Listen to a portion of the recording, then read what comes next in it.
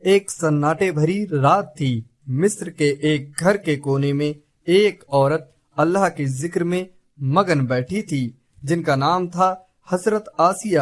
وہ صرف حسین ہی نہیں بلکہ اپنے دور کی سب سے زیادہ پردہ نسی، نرم دل اور بے حد حیادار خاتون تھی، مگر ان کی زندگی میں ایک ایسا واقعہ پیش آنے والا تھا کہ مانو زمین تھم جائے۔ دور شاہی محل میں ایک خوفناک منصوبہ تیار ہو رہا تھا۔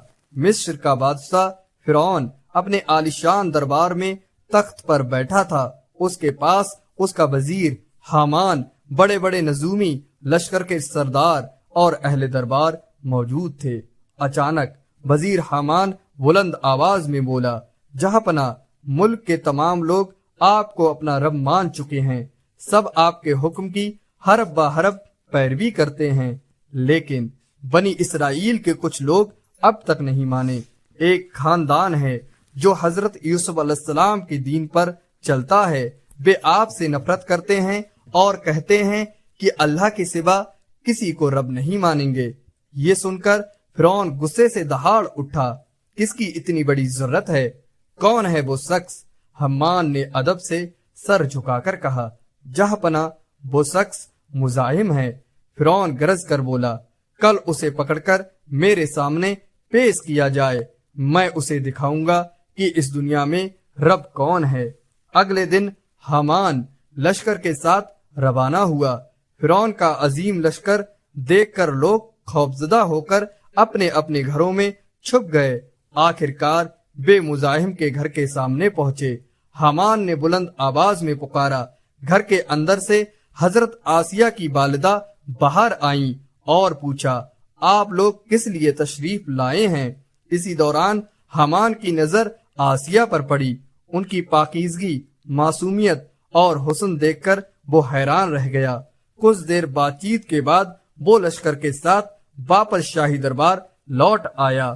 اس رات فرعون اپنے کمرے میں گہری سوچ میں ڈوبا بیٹھا تھا۔ حمان نے پوچھا، جہاں پناہ، آپ کس فکر میں ہیں؟ فرعون نے ٹھنڈی آہ بھرتے ہوئے کہا، حامان، کیا تم نے غور کیا؟ میرے پاس عظیم سلطنت ہے، عالیشان محل ہے، بے حساب دولت ہے، غلام ہیں اور لونڈیاں ہیں، لیکن ایک چیز کی کمی ہے۔ حامان نے حیرت سے پوچھا، جہاں پناہ، آپ کو کس چیز کی کمی ہو سکتی ہے؟ آپ تو خود کو رب کہتے ہیں۔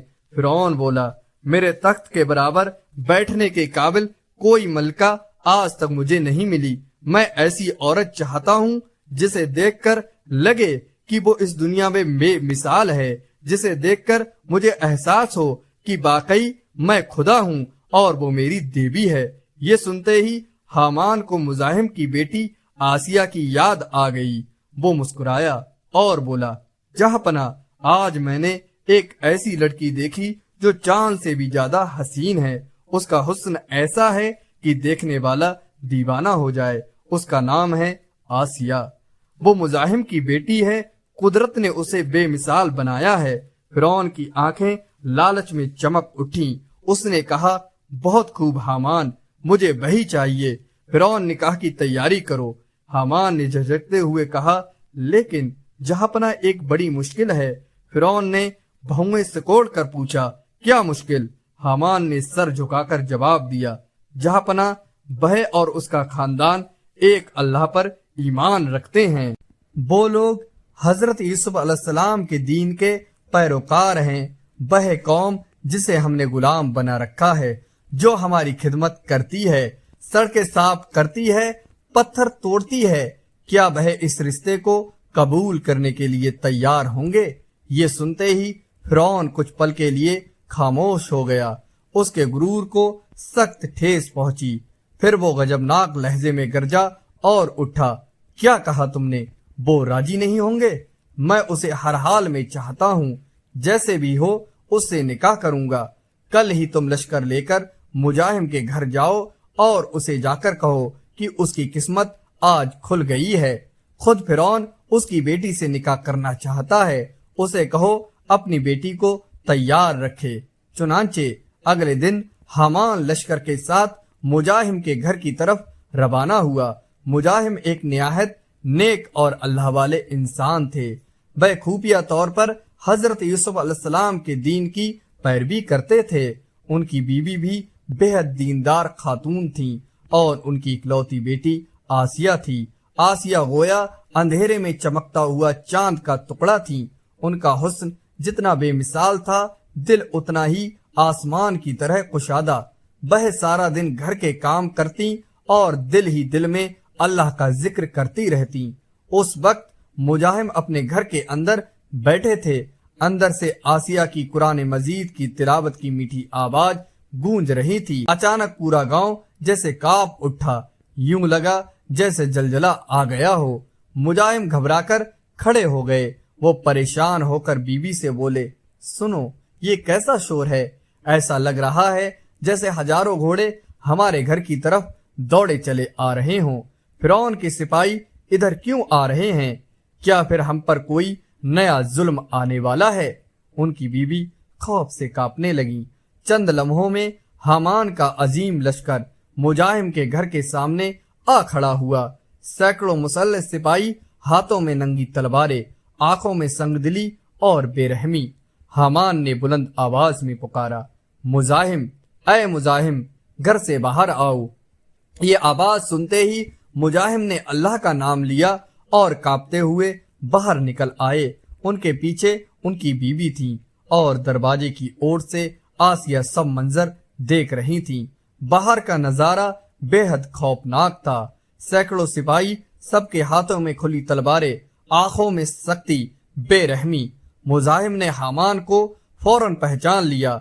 ये तो फिरौन का वजीर है। उन्होंने अदब से हाथ जोड़कर कहा, ऐ वजीर आजम, आपने मुझे क्यों तलब किया है? हम तो आम रियाया हैं। हम अपने तमाम काम ठीक तरह से अंजाम देते हैं, खिराज अदा करते हैं। हमारा क्या कसूर है? इतना बड़ा लश्कर मेरे दर पर क्यों लाए हो? हामान हल्की हंसी में हंसकर बोला, डरो मत मुजाहिम, मैं तुम्हें जंजीरों में जकड़ने या कैद करने नहीं आया। मैं तुम्हें ऐसी खुशखबरी देने वाला हूँ कि सुनकर तुम खुशी से दीवाने हो जाओगे। तुम्हारी 7 पुश्तों की किस्मत आज जाग उठी है। मुजाहिम हैरत से हामान का चेहरा देखने लगे। कांपती हुई आवाज में बोले, हुजूर, हम जैसे गुलामों की किस्मत क्या खुलेगी? हामान ने तकब्बुर से कहा, कान खोल कर सुनो। हमारे अजीम रब मिस्र के हाकिम फिरौन ने तुम्हारी बेटी आसिया के हुस्न का चर्चा सुना है। वह उसे अपने महल की मलका बनाना चाहता है, उससे निकाह करना चाहता है और तुम्हें आज ही अपनी रजामंदी देनी होगी। ये सुनते ही मुजाहिम के सिर पर जैसे आसमान टूट पड़ा। उनके पांव तले जमीन खिसक गई। उनकी बीवी चीख मारकर रो पड़ी। घर के अंदर दरवाजे की ओर से सब सुन रही आसिया के हाथ से पानी का गिलास टूट कर गिर पड़ा। मुजाहिम जमीन पर बैठ गए। उनकी आंखों से आंसू बहने लगे। वो हामान की तरफ देखकर रोते हुए बोले, वजीर साहब, ये आप क्या कह रहे हो? फिरौन हमारा बादशाह है, हम उसकी रियाया हैं। मेरी बेटी सादा और दीनदार है। वो ऐसो इसरत और ताकत की दुनिया नहीं जानती। फिरौन जैसे जाबिर इंसान के साथ उसकी जिंदगी कैसे गुजरेगी? उस महल में मेरी फूल जैसी बेटी कैसे जिंदा रह पाएगी? रहम कीजिए, हमें माफ कर दीजिए, हमारी जान ले लीजिए, मगर बेटी मत मांगिए। हामान गुस्से से आग बबूला हो गया। उसने कमर से तलवार खींचकर उसकी नोक मुजाहिम के गले पर रख दी और गरज कर बोला, तुम्हारी इतनी जरूरत? फिरौन के रिश्ते को ठुकराने की हिम्मत कहां से आई? जानते हो तुम किसके मुंह पर इनकार कर रहे हो? अगर इस निकाह पर राजी ना हुए तो अंजाम बहुत बुरा होगा। मुजाहिम की आंखों से आंसू बहने लगे। हामान सर्द लहजे में बोला, सुनो मुजाहिम, मैं तुम्हें कल सुबह तक की मोहलत देता हूँ। अगर सूरज निकलने से पहले तुम अपनी बेटी को अपनी मर्जी से फिरौन के हवाले ना कर सके तो कसम है तुम्हारे पूरे गांव को जला दूंगा। तुम्हारी आंखों के सामने तुम्हारी बीवी को कत्ल कर दूंगा। तुम्हारी बेटी को जबरदस्ती उठा ले जाऊंगा और तुम्हारी कौम के हजारों बच्चों को मौत के घाट उतार दूंगा। अब फैसला तुम्हारे हाथ में है। तुम्हारी बेटी की जान या पूरी कौम की जान, कल सुबह मैं दोबारा आऊंगा। ये कहकर हामान अपना लश्कर ले चला और घर के अंदर माँ बाप दोनों पागलों की तरह रो रहे थे। वो किसी सूरत ये कबूल नहीं कर पा रहे थे उनकी पाकीजा बेटी को उस जालिम के हवाले कर दे। मुजाहिम हाथ उठाकर दुआ करने लगे, ऐ अल्लाह, تو نے مجھے اتنا غریب کیوں بنایا؟ میری بیٹی کو اتنا حسین کیوں بنایا؟ میری اس پاکیزہ بیٹی کی حفاظت فرما، وہ تیری ہی عبادت کرتی ہے۔ اسی وقت آہستہ قدموں سے آسیہ باہر آئیں، ان کی آنکھوں میں آنسو نہیں تھے، عجیب سا سکون تھا، چہرے سے ایمان کا نور جھلک رہا تھا۔ وہ باپ کے پاس بیٹھ کر بولی، بابا آپ روئیے گا نا، زندگی اور موت اللہ کے ہاتھ میں ہے، اگر اللہ نے تقدیر میں کوئی آزمائش لکھی ہے تو ہم اس سے بھاگ نہیں سکتے، اگر آپ میری خاطر ان رشتوں کو ٹھکرا دیں گے تو ہزاروں بے گناہ لوگ مارے جائیں گے، ان معصوم بچوں کے خون کا بوجھ کیا میں اٹھا سکوں گی؟ کیا میری ایک جان ہزاروں جانوں سے بڑھ کر ہے؟ انہوں نے آسمان کی طرف دیکھا، جیسے دل میں یقین اتر گیا ہو کہ انہیں کسی عظیم مقصد کے لیے چنا گیا ہے۔ آسیہ نے کہا، بابا آپ حامان کو خبر بھیج دیجئے، اللہ تعالیٰ نے تقدیر میں جو لکھا ہے وہی ہوگا، میں فرعون سے نکاح کرنے پر راضی ہوں۔ مجاہم چیخ اٹھے، نہیں بیٹی، یہ نہیں ہو سکتا، تو اپنا ایمان کیسے بچائے گی؟ اس کافر کے گھر میں کیسے رہے گی؟ آسیہ نے نرمی سے جواب دیا، بابا کیا حضرت یوسف علیہ السلام مصر کے کافر بادشاہ کے محل میں رہ کر بھی نبی نہیں رہے تھے؟ کیا اللہ نے ان کی حفاظت نہیں فرمائی؟ اور کیا حضرت لوط علیہ السلام کی بیوی نبی کے گھر میں رہ کر بھی کافر نہ تھیں؟ انسان کا ایمان جگہ سے نہیں دل سے ہوتا ہے، میں کافر کے گھر میں رہ کر بھی مومن رہوں گی، خود اللہ تبارک و تعالی میری حفاظت فرمائے گا، میرا جسم شاید فرعون کے محل میں جائے گا لیکن میری روح اور میرا دل ہمیشہ اپنے رب کے سامنے سجدے میں جھکا رہیں گے، میں نے اپنی قوم کی سلامتی کے لیے اپنے آپ کو قربان کر دیا۔ آپ بس دعا کیجئے کہ اللہ میری عزت کی حفاظت فرمائے۔ اس رات آسیہ ساری رات سجدے میں رہیں، وہ روئی نہیں، بس دعا کرتی رہیں، اے میرے رب، میں دنیا کی آگ سے اپنی قوم کو بچانے کے لیے خود کو پیش کر رہی ہوں، تو مجھے آخرت کی آگ سے بچانا، اس ظالم کے لمس سے مجھے پاک رکھنا، ہماری عزت کی حفاظت فرمانا، میرے ایمان کو مضبوط رکھنا۔ اگلی صبح سورج نکلنے سے پہلے ہی حامان اپنے عظیم لشکر کے ساتھ دوبارہ مزاحم کے دروازے پر پہنچا، اس کی آنکھوں میں جیت کی مسکراہٹ تھی، وہ جانتا تھا کہ مزاحم انکار نہیں کر سکے گا۔ مزاحم نے دل پھٹنے والے رونے کو ضبط کرتے ہوئے حامان کو بتا دیا کہ ان کی بیٹی راضی ہے، لیکن انہوں نے کہا، وزیر صاحب، میری بیٹی نے ایک شرط رکھی ہے، اگر یہ شرط مان لی جائے تبھی وہ نکاح پر راضی ہوگی۔ حامان حیران ہو کر بولا، شرط؟ فرعون کے سامنے شرط رکھنے کی ہمت کس کی ہے؟ اچھا بتاؤ کیا شرط ہے؟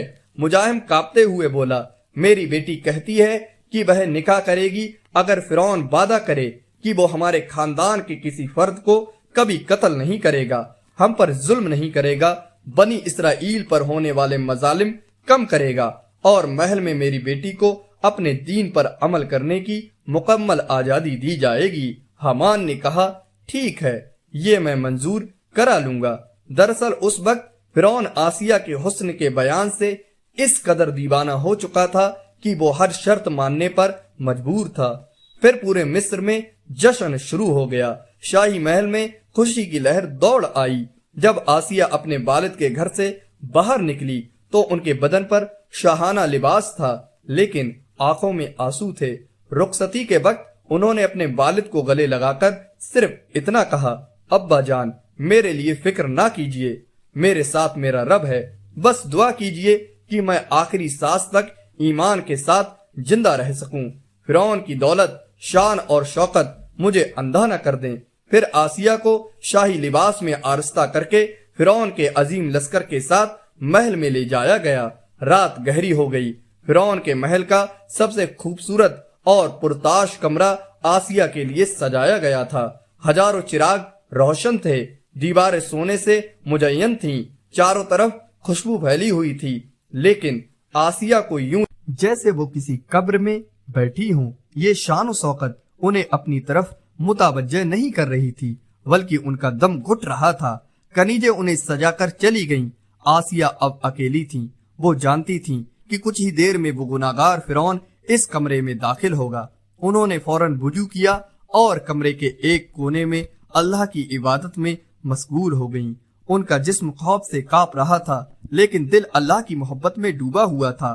वो सजदे में गिर गईं, आंसुओं से जानमाज भीग गई। वो रोते हुए दुआ करने लगी, ऐ मेरे रब, मैं दुनिया की आग से अपनी कौम को बचाने के लिए खुद को कुर्बान कर रही हूँ।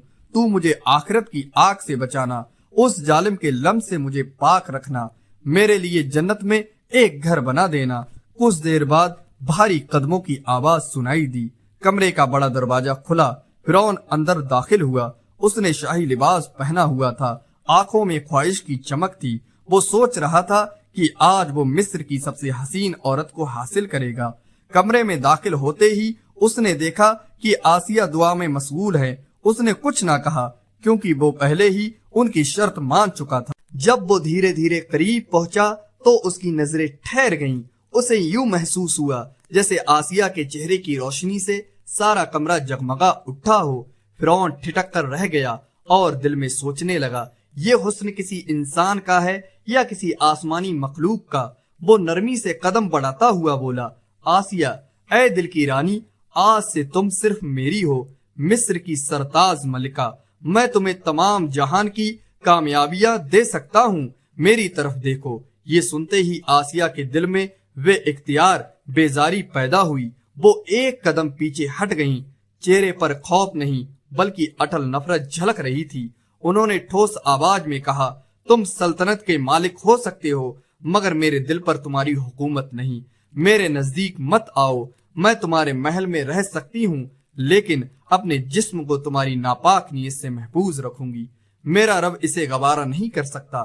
फिरौन ने बनावटी मुस्कुराहट के साथ जवाब दिया, तुम्हारा रब अब मैं हूँ। जिस खुदा को तुम पुकारती हो वो कोई हकीकत नहीं। मेरी बंदगी कबूल करो। उसने हाथ बढ़ाया ही था कि अचानक एक अजीब कैफियत उस पर तारी हो गई, जैसे किसी अदृश्य सोले की दीवार सामने आ खड़ी हो। उसके हाथ में सनसनाहट दौड़ गई, बदन के जोड़ अकड़ने लगे, सांस भारी हो गई, आंखों के आगे धुंध छा गई और वो बौखलाकर चिल्लाया, ये मेरे साथ क्या हो रहा है? मगर उसकी आवाज कमरे की हद से बाहर ना निकल सकी। आसिया ने पूरे इत्मीनान से फरमाया, अब भी नहीं समझे? मेरा परवरदिगार जो जमीन और आसमान का मालिक है मुझे तुम्हारी ज्यादती से बचा रहा है। एक और कदम बढ़ाया तो तुम्हारी तबाही यकीनी है। फिरौन सन्न रह गया। उसे यकीन न आता था कि जो खुद को खुदा कहता है उसका अपना जिस्म उसका फरमान नहीं मान रहा। उसने दोबारा कोशिश की तो हालात और बिगड़ गए। जिस्म बेइज्जत हो गया, दिल की धड़कन बेकाबू हो उठी। घबराहट ने उसे जकड़ लिया। कुछ रिवायतों में आता है कि हर बार वह असल आसिया तक पहुंच ही ना पाता बल्कि किसी साये को छूता रह जाता और असल आसिया उसकी रसाई से दूर रहती। दूसरी बयानात में है कि उसे दौड़े पड़ जाते और दम घुटने लगता। आखिरकार वह शिकस्त खाकर बिस्तर पर गिर पड़ा और कांपती आवाज में बोला, तुम कौन हो? क्या जादू जानती हो? मैं बादशाह हूँ फिर भी तुम्हें पा नहीं सकता। आसिया ने पुर यकीनी लहजे में कहा, मैं जादूगर नहीं, एक खुदाए वाहिद की बंदी हूँ। अगर मेरी हदों का एहतराम करोगे तो अमन में रहोगे वरना अंजाम तुम्हारे लिए सख्त होगा। मुझे ताज दे सकते हो मगर मेरा दिल और इज्जत हासिल नहीं कर सकते। ये सुनकर उसके अंदर का गुरूर दरक गया। उसने समझ लिया कि जबरदस्ती मुमकिन नहीं, इसलिए अपनी रुसवाई छिपाने को खामोशी अख्तियार कर ली। उस रात के बाद वह कभी उनके करीब जाने की जरूरत ना कर सका। दिन में उन्हें मल्लिका कहकर पेश करता मगर तन्हाई में दरवाजे तक आने की हिम्मत भी खो बैठता। यूं आसिया महल में रहते हुए भी अपने ईमान और पाकीज़गी पर कायम रही। उनका दिल हर हाल में अपने रब की याद से रोशन रहा और वो जानती थी कि असली आजमाइश अभी बाकी है। एक रात का सन्नाटा था। महल की ऊंची दीवारों पर जलते चिरागों की रोशनी थरथरा रही थी। हजरत आसिया अपने कमरे में खामोशी से बैठी थी। तस्बीह के दाने उनकी उंगलियों में धीरे धीरे घूम रहे थे। तभी दरवाजा आहिस्ते से खुला और फिरौन अंदर दाखिल हुआ। उसके कदमों की आहट में घमंड भी था और बेचैनी भी। वो पास आकर ठहर गया और कुछ तल्ख लहजे में बोला, आसिया, तुम हमेशा किस सोच में डूबी रहती हो? किस बात की फिक्र तुम्हें चैन नहीं लेने देती? इतना विशाल महल, इतनी असीम दौलत और पूरे सल्तनत तुम्हारी कदमों में है, फिर भी तुम्हारे चेहरे पर खुशी क्यों नहीं दिखती? حضرت آسیہ نے سر اٹھایا۔ ان کی نگاہوں میں ڈر نہیں بلکہ رحمت اور ہمدردی تھی۔ انہوں نے نرمی سے کہا، میرے شوہر، میں اپنی نہیں آپ کی فکر کرتی ہوں۔ یہ سنتے ہی فرعون ٹھٹک گیا، اس کی بہویں تن گئیں۔ میری فکر؟ تم میرے بارے میں کیا سوچتی ہو؟ اس نے حیرانی اور جھنجھلاہٹ کے ساتھ پوچھا۔ آسیہ نے پورے اطمینان سے جواب دیا، میں آپ کے اعمال کو دیکھ کر حیران ہوتی ہوں۔ آپ اپنے آپ کو رب کہتے ہیں، یہ بہت خطرناک رہا ہے۔ رب تو وہ ہے جس نے آسمانوں کو بلند کیا، زمین کو بچھایا اور ہر زندہ چیز کو وجود دیا۔ وہ اکیلا اللہ ہے، لیکن آپ اپنے آپ کو معبود ٹھہرا کر نہ صرف اپنی جان کو بلکہ پورے مصر کو تباہی کی طرف لے جا رہے ہیں۔ ابھی وقت ہے، سوچئے، اپنے دل سے پوچھئے اور سچائی کی طرف لوٹ آئیے۔ میں آپ کے انجام سے ڈرتی ہوں، کیونکہ تکبر کا راستہ ہمیشہ ہلاکت پر ختم ہوتا ہے۔ کمرے میں کچھ پل کے لیے سناٹا چھا گیا۔ چراغوں کی لو جیسے تھم سی گئی۔ ایک طرف دنیا کی سب سے بڑی سلطنت کا دعویٰ کرنے والا بادشاہ تھا اور دوسری طرف ایک اکیلی مگر سچے ایمان سے لبریز عورت جس کی زبان حق پر تھی اور دل میں اپنے رب پر اٹوٹ بھروسہ اور یقین تھا۔ یہ سن کر فرعون کی آنکھیں غصے سے لال ہو اٹھی، مگر گھٹتے ہوئے اہنکار نے اس کی زبان کو تھام لیا۔ بس اتنا کہہ سکا، تو کیا تم مجھے اپنا رب نہیں مانتی؟ اچھا، کل میں تمہیں ایسی نشانی دکھاؤں گا کہ تمہارا یقین مجبور ہو جائے گا۔ دوسرے دن وہ آسیہ کو دریائے نیل کے کنارے لے گیا۔ لہروں کے درمیان دور ایک چھوٹا سا ٹاپو دکھائی دیتا تھا۔ اس نے اتراتے ہوئے کہا، دیکھو، وہ جزیرہ میری طاقت کا نمونہ ہے، میرے اشارے سے وجود میں آیا ہے۔ اب بھی انکار کرو گی کہ میں سب پر قادر ہوں؟ آسیہ نے سکون بھری مسکان کے ساتھ جواب دیا، آپ اپنے آپ کو مالک کہتے ہیں؟ اچھا بتائیے، آپ کے قدموں کے پاس جو ننھا سا کیڑا رینگ رہا ہے، کیا آپ اس کے جیسا ایک زندہ مخلوق پیدا کر سکتے ہیں؟ اگر اسے جان بخش دیں تو میں مان لوں گی کہ آپ رب ہیں۔ یہ سیدھی مگر گہری دلیل سن کر فرعون کے پاس کوئی جواب نہ رہا۔ اس کا چہرہ تمتما اٹھا، مگر لفظ گلے میں اٹک گئے۔ محل لوٹ کر وہ بڑبڑانے لگا، ساری قوم مجھے خدا کہتی ہے، لیکن میرے اپنے گھر میں میری بیوی میری بادشاہت کو نہیں مانتی، یہ کیسے گوارا کروں؟ اس کے اندر کا تکبر اسے اکسانے لگا کہ اسے سخت انجام دیا جائے۔ یوں وقت بیتتا گیا، مگر وہ یہ نہ سمجھ سکا کہ اس کی حکومت کی بنیاد کھوکھلی ہو چکی ہے۔ اللہ تعالیٰ نے اس کے گھمنڈ کو مٹی میں ملانے کا فیصلہ کر لیا تھا، اور اسی دریا کی موجیں جس پر وہ اتراتا تھا ایک دن اس کی تباہی کا سبب بننے والی تھی۔ اس ظالم کے مقابلے میں آسیہ تنہا ضرور تھی، مگر ان کے سینے میں ایمان کا چراغ پہاڑ سے بھی زیادہ اٹل اور روشن تھا، جیسے کوئی طوفان بجھا نہیں سکتا تھا۔ وہ فرعون جو اپنے آپ کو خدا کہلواتا تھا، اپنی ہی بیوی کو چھونے کی ضرورت نہ کر سکا۔ یہی اللہ کی قدرت کا جلوہ ہے، یہی سچے ایمان کی اصلی طاقت ہے۔ پیارے ناظرین، یہ داستان محض ایک تاریخی واقعہ نہیں بلکہ ہم سب کے لیے گہرا پیغام ہے۔ حضرت آسیہ ہمیں سبق دیتی ہیں کہ حالات کتنے ہی سنگین کیوں نہ ہو، اگر دل اللہ پر یقین سے بھرا ہو تو اس کی حفاظت ضرور ساتھ ہوتی ہے۔ وہ ہمیں بتاتی ہیں کہ اصل سرمایہ دولت اور سلطنت نہیں بلکہ ایمان ہے۔ وہ یہ بھی سکھاتی ہیں کہ جو شخص اللہ کا ہو جائے وہ تنہائی میں کمزور نہیں ہو سکتا بلکہ پہاڑ سے زیادہ مضبوط بن جاتا ہے۔ اللہ رب العالمین ہمیں بھی حضرت آسیہ جیسا صابر اور پختہ ایمان عطا فرمائے، آمین۔